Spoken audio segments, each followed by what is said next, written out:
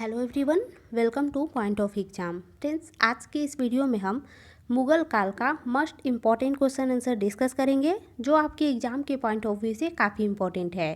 Friends, इस video में मैंने जो भी प्रश्न लिए हैं वो आपके एग्जाम के पॉइंट ऑफ व्यू से काफ़ी इंपॉर्टेंट है, क्योंकि सारे प्रश्न किसी न किसी एग्जाम में पूछे गए हैं और ज़्यादातर बार रिपीट भी होते हैं। सो ज़्यादा देर ना करते हुए चलिए वीडियो को स्टार्ट करते हैं। तो पहला प्रश्न है आपके लिए कि पानीपत का प्रथम युद्ध कब हुआ था। 4 ऑप्शन दिए गए हैं, आपको बताना है कि पानीपत का प्रथम युद्ध कब हुआ था। तो फ्रेंड्स, इसका राइट आंसर ऑप्शन नंबर 2 होगा, 1526 ईस्वी में। याद रखिएगा, पानीपत का प्रथम युद्ध 1526 ईस्वी में हुआ था। अब एग्जाम में ये पूछ लिया जाता है कि पानीपत का प्रथम युद्ध किसके बीच हुआ था। तो याद रखिएगा, पानीपत का प्रथम युद्ध इब्राहिम लोदी और बाबर के बीच हुआ था, जिसमें बाबर की जीत हुई थी। वैसे तो पानीपत का कुल 3 युद्ध हुआ था, जिसमें ये पहला है। तो हम अगर बात करें कि पानीपत का दूसरा युद्ध कब हुआ था और किसके बीच हुआ था, तो याद रखिएगा कि पानीपत का द्वितीय युद्ध 1556 ईस्वी में हुआ था। पहला 1526 ईस्वी में हुआ था और दूसरा 1556 ईस्वी में। और पानीपत का जो द्वितीय युद्ध था वो 1556 ईस्वी में अकबर और हेमू के बीच हुआ था। ये भी याद रखिएगा, जैसे पानीपत का प्रथम युद्ध किसके बीच हुआ, इब्राहिम लोदी और बाबर के बीच। वैसे जो दूसरा युद्ध था वो अकबर और हेमू के बीच हुआ था। और कब हुआ था, 1556 ईस्वी में। वही अगर बात करें कि पानीपत का तीसरा युद्ध कब हुआ था, तीनों युद्ध काफ़ी इंपॉर्टेंट है, बहुत बार प्रश्न पूछे गए हैं। सो याद रखिएगा कि पानीपत का जो तीसरा युद्ध था वो 1761 ईस्वी में हुआ था। ईस्वी सन कैसे हो गया, पहला 1526, दूसरा 1556 और तीसरा 1761। और जो तीसरा युद्ध हुआ था वो अहमद शाह अब्दाली और मराठों के बीच हुआ था, जिसमें अहमद शाह अब्दाली की जीत हुई थी। सो तीनों आप याद रखिएगा, प्रथम, द्वितीय और तीसरा काफ़ी इंपॉर्टेंट है। चलिए अगला प्रश्न देखते हैं। मुगल प्रशासन व्यवस्था में मनसबदारी प्रणाली को किसने प्रारंभ किया। काफ़ी इंपॉर्टेंट प्रश्न है, बहुत बार एग्जाम में पूछा जाता है कि मनसबदारी प्रणाली किसने शुरू किया। तो याद रखिएगा, वैसे इससे ज़्यादा प्रश्न नहीं पूछा जाता है, बस यही पूछा जाता है कि मनसबदारी प्रथा किसने शुरू किया या किसके शासनकाल में शुरू हुआ। तो याद रखिएगा, अकबर के शासनकाल में मनसबदारी प्रणाली की शुरुआत हुई थी। अकबर के शासनकाल में, यानी 2 का जिनका भी ऑप्शन में 2 अकबर है, बिल्कुल राइट आंसर है। चलिए अगला प्रश्न देखते हैं। अपने काल का महान संगीतज्ञ तानसेन किसके दरबार में थे। तानसेन के बारे में पूछा गया है कि किसके शासनकाल में तानसेन थे, किसके शासनकाल में या किसके दरबार में। तो याद रखिएगा, किसके दरबार में, अकबर के दरबार में महान संगीतज्ञ तानसेन रहते थे। और तान से रिलेटेड 1-2 प्रश्न पूछा जाता है, जैसे कि इनका जन्म कहाँ हुआ था। तो याद रखिएगा, तानसेन का जन्म हुआ था ग्वालियर में। कहाँ हुआ था, ग्वालियर में। इसके अलावा ये भी प्रश्न पूछ लिया जाता है कि तानसेन का बचपन का नाम या मूल नाम क्या था। तो याद रखिएगा, तानसेन का बचपन का नाम या मूल नाम क्या था, रामतनु पांडे। क्या था, रामतनु पांडे। तो 3 चीज़ याद रखिएगा, एक तो इनका जन्म हुआ था ग्वालियर में, दूसरा याद रखिए इनका नाम था रामतनु पांडे, और तीसरा ये अकबर के दरबार में संगीतज्ञ थे, महान संगीतज्ञ थे। किसके दरबार में, अकबर के दरबार में। चलिए अगला प्रश्न देखते हैं। मुगल काल की राजभाषा कौन थी। काफ़ी इंपॉर्टेंट प्रश्न है, बहुत बार एग्जाम में पूछा जाता है और काफ़ी कन्फ्यूजन वाला भी सवाल है। तो याद रखिएगा, मुगल काल का जो राजभाषा था वो फारसी था। क्या था, फारसी। काफ़ी इंपॉर्टेंट है, बहुत बार कन्फ्यूजन हो जाती है, सो अच्छे से याद रखिएगा कि मुगल काल का जो राजभाषा था वो फारसी था। चलिए 5वां प्रश्न देखते हैं। निम्नलिखित में से किसने अकबर की जीवन गाथा लिखी थी। तो पहले तो आप ये याद रखिएगा कि अकबर की जो जीवन गाथा है उसका नाम है अकबरनामा। क्या नाम है, अकबरनामा। और किसने लिखी थी अकबरनामा, तो अबुल फजल ने। याद रखिएगा, अबुल फजल ने अकबर की जीवन गाथा अकबरनामा लिखी थी। कभी कभी ये भी प्रश्न पूछ लिया जाता है कि अकबरनामा के लेखक कौन थे। तो याद रखिएगा, अकबरनामा के लेखक थे अबुल फजल, और अकबरनामा क्या है, तो अकबर की जीवन गाथा है। अगला प्रश्न है कि हुमायूं नामा किसने लिखा था। आपको बताना है कि हुमायूं नामा किसने लिखा था। 4 ऑप्शन दिए हैं, काफ़ी इंपॉर्टेंट प्रश्न है, बहुत बार एग्जाम में पूछे गए हैं कि हुमायूं नामा किसने लिखा था। तो पहले तो आप ये याद रखिएगा कि हुमायूं नामा जो है वो हुमायूं की जीवनी है।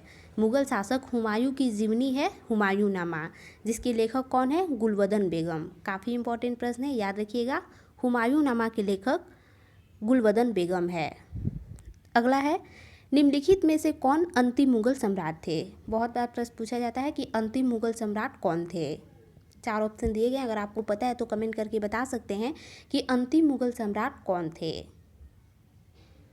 तो याद रखिएगा, अंतिम मुगल सम्राट थे बहादुर शाह द्वितीय, और कहीं कहीं लिखा रहता है बहादुर शाह जफर। याद रखिएगा, कहीं कहीं बहादुर शाह जफर लिखा रहता है, तो बहादुर शाह द्वितीय या जफर जो भी लिखा हो वही है अंतिम मुगल सम्राट। और कहा जाता है कि 1857 की जब क्रांति हुई थी तो उसमें अंग्रेज़ों ने बहादुर शाह द्वितीय को बंदी बना लिया था और रंगून भेज दिया था, ऐसा कहा जाता है। और मुगल सम्राट के अंतिम शासक भी यही थे, बहादुर शाह द्वितीय या बहादुर शाह जफर। चलिए अगला प्रश्न देख लेते हैं कि अकबर के शासनकाल में भू राजस्व सुधारों के लिए कौन उत्तरदायी था। तो याद रखिएगा, भू राजस्व सुधारों के लिए टोडरमल उत्तरदायी थे। कौन उत्तरदायी थे? टोडरमल। भू राजस्व सुधारों के लिए टोडरमल उत्तरदायी थे। यानी 8 का जिनका भी ऑप्शन नंबर 2 है बिल्कुल राइट आंसर है। और टोडरमल से रिलेटेड एक और फैक्ट याद रखिएगा कि टोडरमल ने 10 साल बंदोबस्त की स्थापना की थी। किसकी? 10 साल बंदोबस्त। और कब की थी? तो 1580 ईस्वी में की थी। ये भी याद रखिएगा कि 1580 ईस्वी में, काफ़ी इंपॉर्टेंट है दोनों तीनों फैक्ट, कि 10 साल बंदोबस्त की स्थापना किसने की थी? तो टोडरमल। और कब? तो 1580। और भू राजस्व सुधारों से रिलेटेड कौन थे? तो टोडरमल।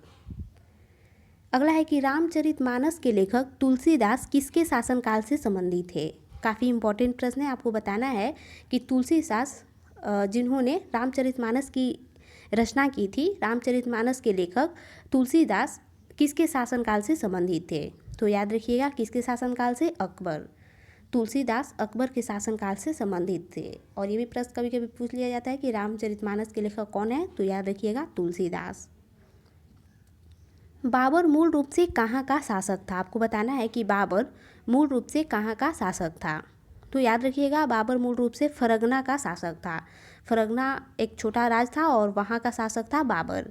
और पहली बार जब वो 1526 में पानीपत के प्रथम युद्ध में इब्राहिम लोदी को हराया, तब इसने मुगल वंश की स्थापना की थी।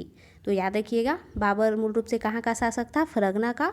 और पानीपत के प्रथम युद्ध के बाद इसने मुगल वंश की स्थापना की थी।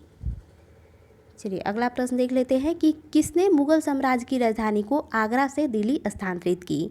काफ़ी इंपॉर्टेंट प्रश्न है, आपको बताना है कि किसने मुगल साम्राज्य की राजधानी को आगरा से दिल्ली स्थानांतरित की थी। तो किसने की थी? शाहजहाँ ने। यानी इसका ऑप्शन 4 शाहजहाँ राइट आंसर होगा। अगला प्रश्न है कि राजा बीरबल की उपाधि किसे दी गई थी। आपको बताना है कि राजा बीरबल की उपाधि किसे दी गई थी। किसे दी गई थी? तो महेश दास को। महेश दास को राजा बीरबल की उपाधि दी गई थी। कभी कभी ऐसे भी प्रश्न पूछ लिया जाता है कि बीरबल का बचपन का नाम या मूल नाम क्या था। तो महेश दास। किस मुगल शासक का 2 बार राज्याभिषेक हुआ। काफ़ी इंपॉर्टेंट प्रश्न है, आपको बताना है कि किस मुगल शासक का 2 बार राज्याभिषेक हुआ था। तो किसका हुआ था? औरंगजेब का। याद रखिएगा, औरंगजेब का 2 बार राज्याभिषेक हुआ था। यानी 13 का जिनका भी ऑप्शन नंबर 4 है बिल्कुल राइट आंसर है। शेरशाह सूरी का मकबरा कहाँ स्थित है। तो याद रखिएगा, शेरशाह सूरी का मकबरा सासाराम में स्थित है। अगर हम बात करें कि शेरशाह सूरी कौन था, तो ये सूर्यवंश का संस्थापक था। सूर्यवंश का संस्थापक था शेरशाह सूरी और उसका मकबरा है सासाराम में। सासाराम बिहार में स्थित है और ये रोहतास जिला की मुख्यालय है। याद रखिएगा, रोहतास जिला के सासाराम में शेरशाह सूरी का मकबरा स्थित है और शेरशाह सूरी सूर्यवंश का संस्थापक था। गुरु अर्जुन देव समकालीन थे। आपको बताना है कि गुरु अर्जुन देव किसके समकालीन थे। तो गुरु अर्जुन देव जहांगीर के समकालीन थे। और ये भी याद रखिएगा कि जहांगीर ने गुरु अर्जुन देव को फांसी दिलवा दी थी। और क्यों दिलवाई थी? तो जहांगीर का जो सबसे बड़ा पुत्र था जिसका नाम था खुसरो, उसने जहांगीर के विरुद्ध विद्रोह किया था और उस विद्रोह में खुसरो की सहायता किए थे गुरु अर्जुन देव, जिसके लिए जहांगीर ने गुरु अर्जुन देव को फांसी दिलवा दी थी। हल्दी घाटी का युद्ध कब लड़ा गया। आपको बताना है कि हल्दी घाटी का युद्ध कब लड़ा गया। तो याद रखिएगा, हल्दी घाटी का युद्ध लड़ा गया 1576 ईस्वी में। कब लड़ा गया? 1576 ईस्वी में। और किसके बीच लड़ा गया? तो महाराणा प्रताप और अकबर के बीच।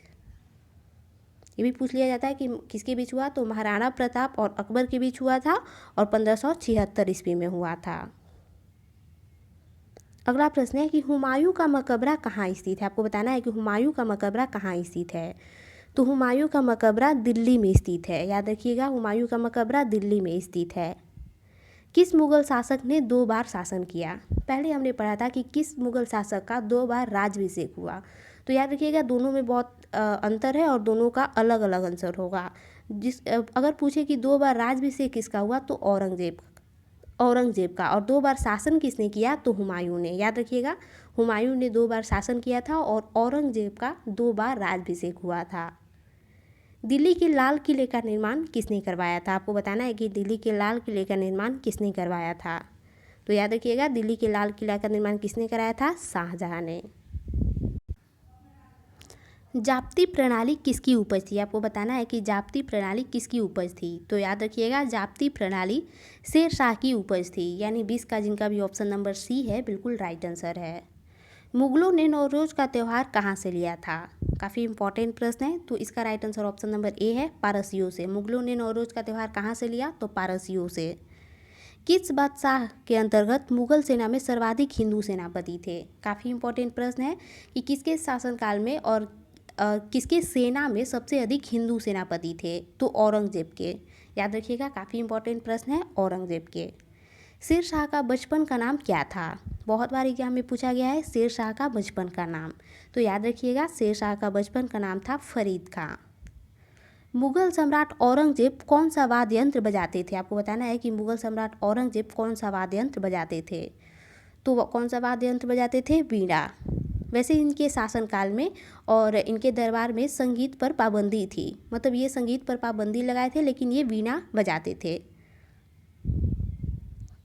लास्ट प्रश्न है कि अकबरनामा किसने लिखा। पहले भी हमने बात किया था कि अकबरनामा अबुल फजल ने लिखा। यानी इसका ऑप्शन डी राइट आंसर है। तो फ्रेंड्स, ये थी हमारी आज की वीडियो। अगर आपको वीडियो पसंद आई हो तो लाइक कीजिएगा और वीडियो से संबंधित कोई भी सवाल हो तो आप कमेंट करके बता सकते हैं या पूछ सकते हैं।